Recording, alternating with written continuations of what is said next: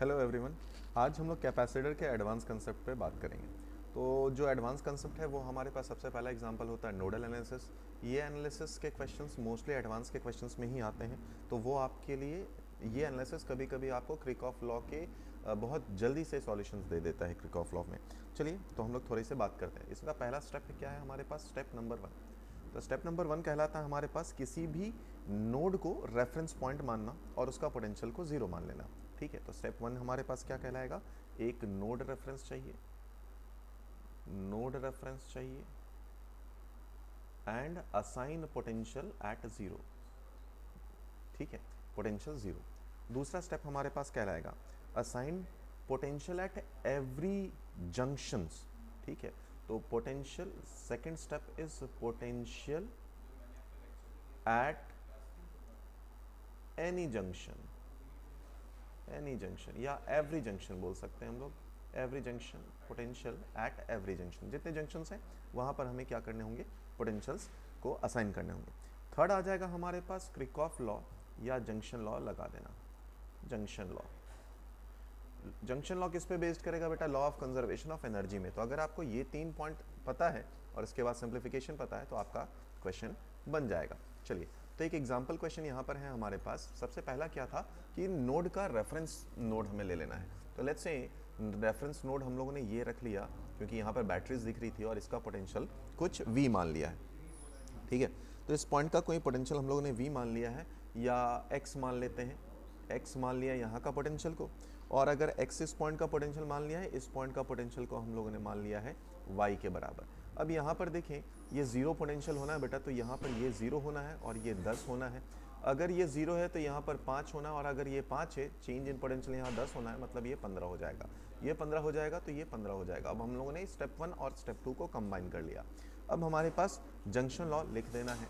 ठीक है, तो x वाले पे और y के लिए अगर हम लोग देखें तो सबसे पहले देखें कितना अमाउंट ऑफ चार्ज यहाँ पर आ रहा होगा। तो ये 3 या ये बॉक्स अगर आप ध्यान से देखें तो यहाँ पर टोटल चार्ज कंजर्वेशन आप लगा सकते हैं। टोटल चार्ज कंजर्वेशन क्या हो गया, पहले वाले के लिए अगर हम लोग देखें तो चेंज इन पोटेंशियल हमारे पास बन गया x माइनस 10 इंटू 2। ठीक है, प्लस दूसरे के लिए हम लोग जाएं तो दूसरे के लिए हमारे पास चेंज इन पोटेंशियल क्या बोल सकते हैं आप, x माइनस वाई इंटू 4। और थर्ड वाले के लिए अगर हम लोग जाएं तो यहाँ पर x माइनस जीरो है तो उसको आप x माइनस जीरो अभी फिलहाल लिख देते हैं इंटू 2 के बराबर, and that should be equal to zero. अब एक इक्वेशन ये बन गया हमारे पास, इसको जरा जल्दी से सिंप्लीफाई कर लिया जाए तो हमारे पास ये आ जाएगा 2x minus 20 plus 4x minus 4y plus 2x equal to zero. इसको और सिंप्लीफाई कर लिया जाए तो आया हमारे पास 8x minus 4y is equal to 20। 4 को कॉमन भी ले लेते हैं तो आ जाएगा 2x minus y is equal to 5। ये आया हमारे पास इक्वेशन नंबर 1। ये बन चुका है हमारे पास इक्वेशन नंबर 1। अब आ जाते हैं हम लोग दूसरे जंक्शन पे। ठीक है, तो सेकंड जंक्शन को अगर हम लोग सिंप्लीफाई करें हमारा, तो सेकंड जंक्शन हमारे पास जो y वाला जंक्शन है उसको आप सिंप्लीफाई करेंगे तो उसके लिए ये प्लेट्स हैं हमारे पास और इन प्लेट के थ्रू जो चार्ज कंजर्वेशन है वो देखना होगा। चलिए, तो अब हम लोग स्टार्ट करते हैं। देख बेटा, अगले वाले नेक्स्ट में हम लोग जाएं तो यहाँ पर पहला लिख सकते हैं हम लोग y माइनस 15 इंटू 4, एक हो गया। दूसरा है हमारे पास y माइनस 5, तो plus y minus 5 plus y minus 5, y minus 5। ठीक है, y माइनस 5 ये बन गया हमारे पास इंटू इंटू इसका कैपेसिटेंस, तो इसका कैपेसिटेंस है हमारे पास 2, तो इसका कैपेसिटेंस 2 लिख दिया। प्लस थर्ड वन हमारे पास जाएं तो यहाँ पर आया y माइनस एक्स, बट याद कर बेटा यहाँ पर आपने क्या लिखा था, x माइनस वाई। तो y माइनस एक्स अगर हम लोग लिखेंगे तो यहाँ माइनस लिखना पड़ जाएगा। ठीक है, तो माइनस वाई माइनस एक्स लिख लीजिए। ठीक है, या डायरेक्टली आप, चलो y माइनस एक्स को हायर पोटेंशियल माइनस साइन खुद ही देख लेगा, तो y माइनस एक्स लिख दिया इंटू 4 लिख दिया, y माइनस एक्स इंटू 4 लिख दिया, and that is equal to zero. अब इसको सिंप्लीफाई कर लीजिए तो कितना आ जाएगा हमारे पास वैल्यू, 4y प्लस ये आ जाएगा हमारे पास 2y प्लस 4y, एक और 4 है माइनस 4x, यहाँ पे आ गया 60 और ये 10, तो आ गया 70, ठीक है। तो इसको आ जाएगा हमारे पास ये 60 माइनस 10, तो माइनस 70 इक्वल टू 0। इसको आगे सिंप्लीफाई करें तो हमारे पास दिख रहा है यहाँ पर टोटल 8 2 10, तो 10y minus 4x is equal to 70 के बराबर। थोड़ा सा डाटा में कहीं पे दिक्कत है शायद, बट जो डाटा ले लिया उसी पे चलते हैं। डाटा नहीं तो ये कैंसिल आउट होना चाहिए था, ज़्यादा अच्छा होता, बट ठीक है कोई बात नहीं। जो भी इक्वेशन लिया तो यहाँ पे आया हमारे पास 5y minus 2x is equal to 35, ठीक है। अब चलो अगर हम लोग दोनों इक्वेशन को ऐड कर दें तो हमारा काम बन जाएगा। दोनों इक्वेशन को अगर ऐड कर दें, इक्वेशन 1 प्लस इक्वेशन 2, तो हमारे पास बन जाएगा 5y इक्वेशन 1 प्लस इक्वेशन 2 कर दिया है, तो 5y minus y is equal to 40 के बराबर, यानी y की वैल्यू हमारे पास आ गई कितने के बराबर आ गई बेटा, 10 के बराबर, यानी ये आया 10 वोल्ट के बराबर, ठीक है। तो y की वैल्यू यहाँ पर आ गई है हमारे पास 10 वोल्ट, 10 वोल्ट। अब जैसे ही पोटेंशियल मिल जाएगा तो आप चार्जेस भी निकाल सकते हैं। तो फिलहाल हम लोग आ जाते हैं अपने इक्वेशन नंबर 1 से आते हैं। देयरफॉर इक्वेशन नंबर 1 ये आया हमारे पास 2x minus y equal to 5। तो 2x इज इक्वल टू कितना आया, 2x minus 10 is equal to आया 5, यानी x की वैल्यू आ गई हमारे पास 15/2, यानी कि 7.5। तो ये आया हमारे पास 7.5 वोल्ट, ये आया हमारे पास 7.5 वोल्ट।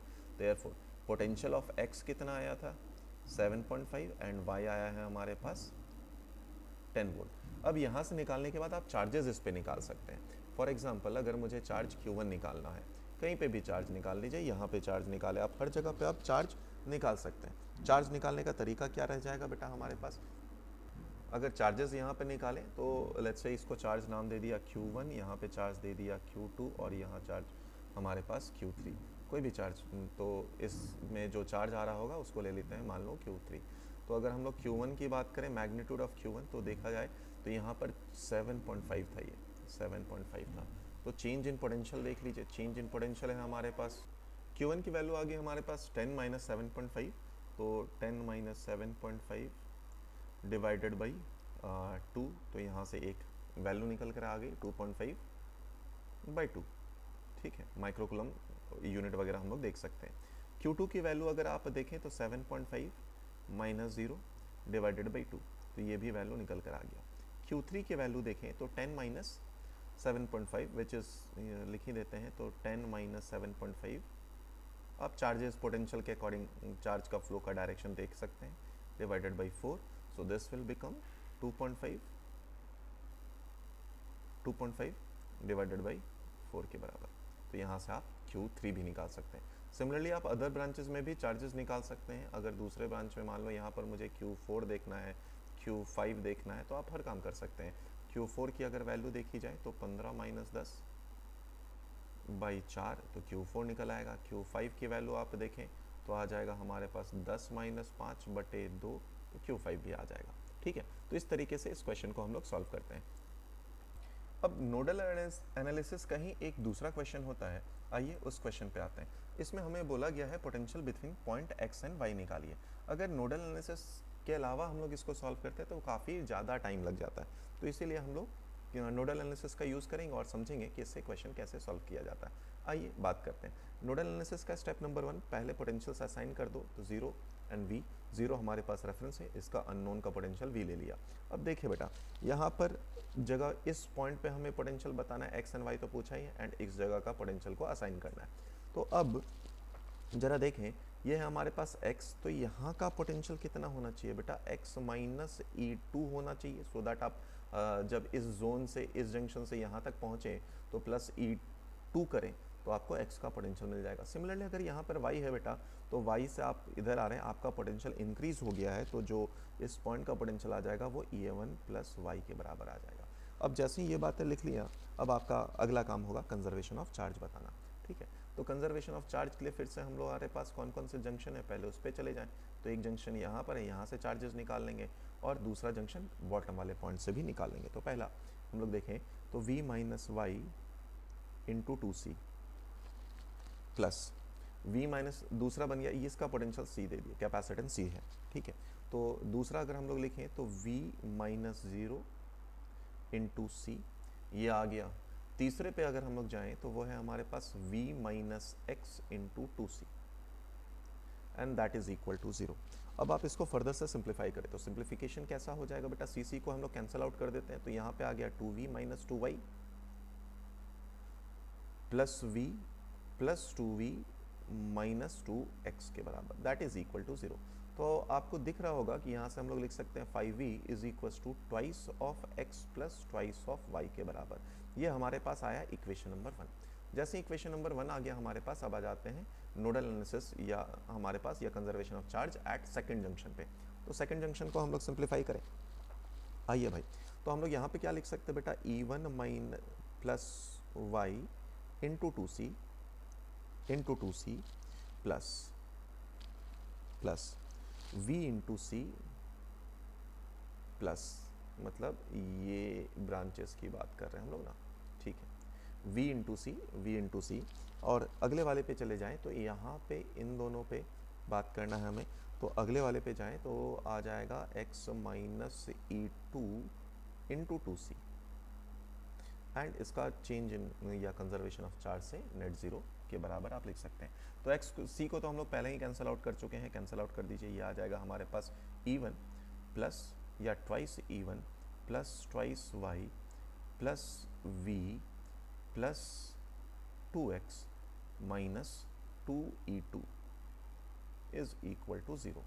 अच्छा, और ज़रा इसको सिंप्लीफाई किया जाए बेटा, और ज़रा इसको सिंप्लीफाई किया जाए तो हमारे पास है twice E1 minus twice E2, ठीक है, इज इक्वल टू, या इसको लिख सकते हैं v plus 2x plus 2y। Equation number 1 क्या बताया है बेटा, जरा समझो। इसी को हम लोग 5v के बराबर लिखे हैं, तो यहाँ पर हम लोग लिखे हैं twice E1 minus twice E2 plus, ये आया v प्लस 5v के बराबर, इनकी वैल्यू 5v के बराबर थी, दैट इज इक्वल टू 0। यानी कि हम लोग 6v अगर लिखना चाहें बेटा, तो 6v का फॉर्मूला हम लोग क्या लिख सकते हैं, that is equal to twice of E2 minus E1, 2 को कॉमन ले लेते हैं, ठीक है, ये v कैंसल आउट हो गया, तो हमारे पास जो v का एक्सप्रेशन आया, v इज इक्वल टू आया हमारे पास E2 माइनस E1 बाई 3 के बराबर, यह है हमारे पास v। बट हमारे आंसर ये नहीं था, हमें क्या निकालना है बेटा, x एंड y का पोटेंशियल निकालना है, x potential difference between x and y निकालना है, ठीक है। चलिए, अब अगर पोटेंशियल डिफरेंस निकालना है तो उसके लिए हमारे पास मजबूरी हो जाती है कि हमें तीनों ब्रांचेस में चार्जेस पता होना चाहिए।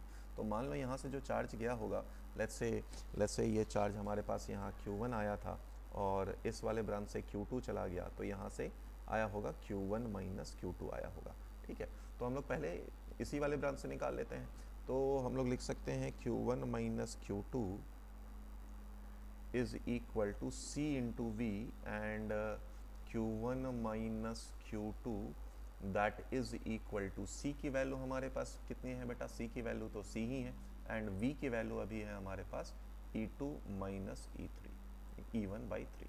ये एक इक्वेशन आया। फिर क्योंकि Q1 बेटा आपने इस ब्रांच से लिया था, तो Q1 को इधर आना होगा, एंड Q2 हमारा इस ब्रांच से आ रहा था, तो Q2 को इधर से आना होगा। तो चलो अब Q1 ले लेते हैं। Q1 की वैल्यू, जैसे आप Q1 लिखेंगे बेटा, तो Q1 हमारे पास क्या है, x माइनस वी, Q1 है v माइनस वाई, ठीक है।